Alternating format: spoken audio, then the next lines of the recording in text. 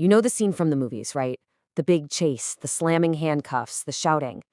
But what does the law actually say about how an arrest is supposed to go down? Well, we're about to break down all of it. The official rules, your rights, and some stuff that might really surprise you. Like, did you know it's not just the police who can legally arrest someone? So, is an arrest really all about those flashing lights and high-stakes drama? I mean, sure, it can get intense.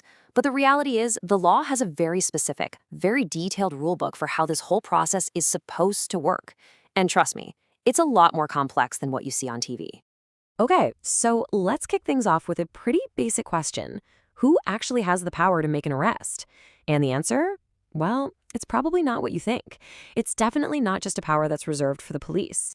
So the law actually gives the power of arrest to 3 different groups. First, you've got police officers, obviously. No surprise there. But then you have magistrates. And here's the kicker. Private persons. Yep, that means ordinary citizens. People just like you and me. I'm not kidding. In some very, very specific situations, you can legally make an arrest. But hey, before you get any big ideas, you need to know this power comes with some incredibly strict rules. And really, it all comes down to one really important legal term. And that term is a cognizable offense. Now, that sounds super technical, but it really just means a crime that's serious enough for a police officer to make an arrest without needing a warrant. We're talking about things like murder, kidnapping, major stuff.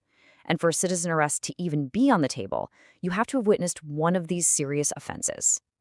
So the checklist for a citizen's arrest is really, really specific.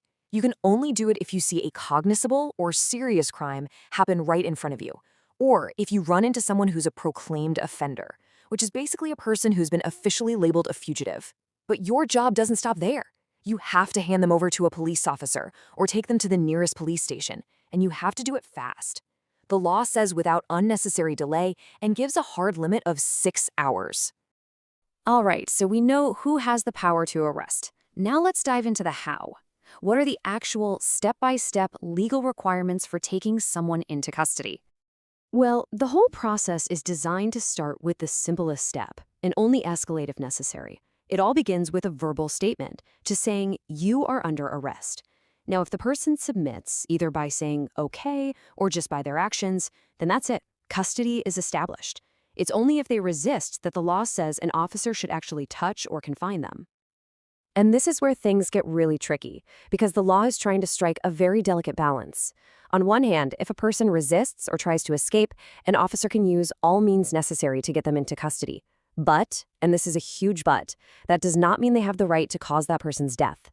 The only exception is if the person is accused of an offense that's punishable by death or life imprisonment. It's all about proportionality, right? The force has to match the situation.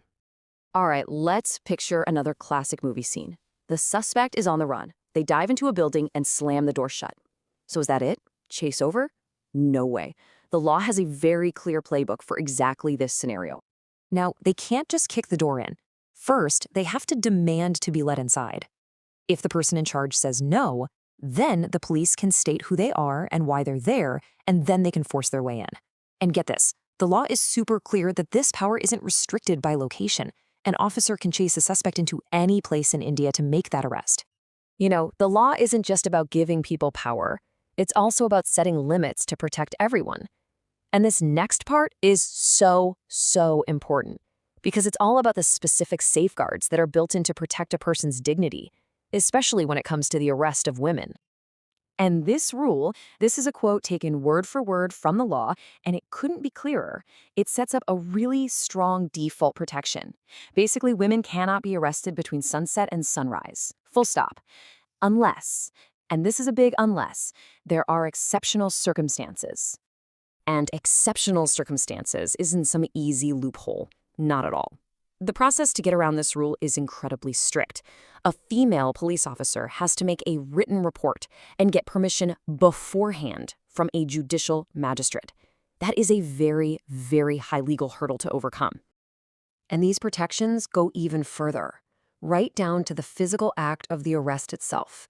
When a woman is being arrested, just giving her the verbal notice is legally considered to be her submission to custody. And that's a big deal. It means a male officer shouldn't physically touch her unless it's absolutely 100% necessary. Okay, so we've covered who can make an arrest and how it's done. Now let's switch gears to what is maybe the most important part of this whole conversation, your rights. Once you're in custody, there are certain things the law says you must be told. This isn't optional for them, it's a requirement.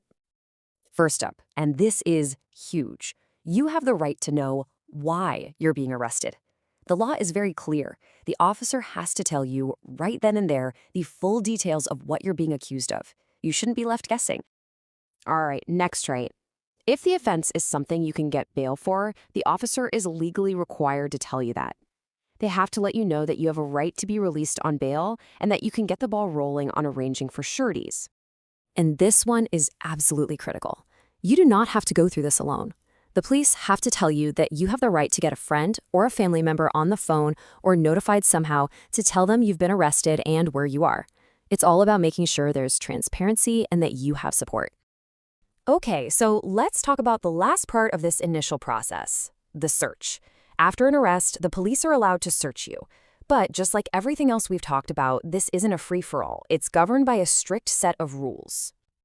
So, the police can search you and take any articles they find to put them in safe custody, though they can't take your necessary clothing. Of course, if they find any offensive weapons, those can be seized right away. But here's the crucial check on their power. For every single thing they take from you, they have to give you a receipt. This creates a paper trail and holds them accountable. And just like with the arrest itself, there is a hard and fast rule for searching a woman. The law is completely explicit on this. The search has to be carried out by another woman, and it has to be done with, and I'm quoting here, strict regard to decency. It's a fundamental protection of dignity that's baked right into the process. So, after all that, what are the key things to remember? Well, first, that the power to arrest isn't just for the police. Second, that using force is a balancing act. It's not a blank check. Third, there are really strong specific protections in place for women. And finally, remember that as soon as you're arrested, you have rights. The right to know why, the right to hear about bail, and the right to tell someone. So what we've just gone through is the official blueprint, right? The letter of the law for how an arrest is supposed to work, how justice should be applied. But that leaves us with one last really big question. A blueprint is one thing, but how do we make sure that blueprint is actually followed every single time out there in the real world?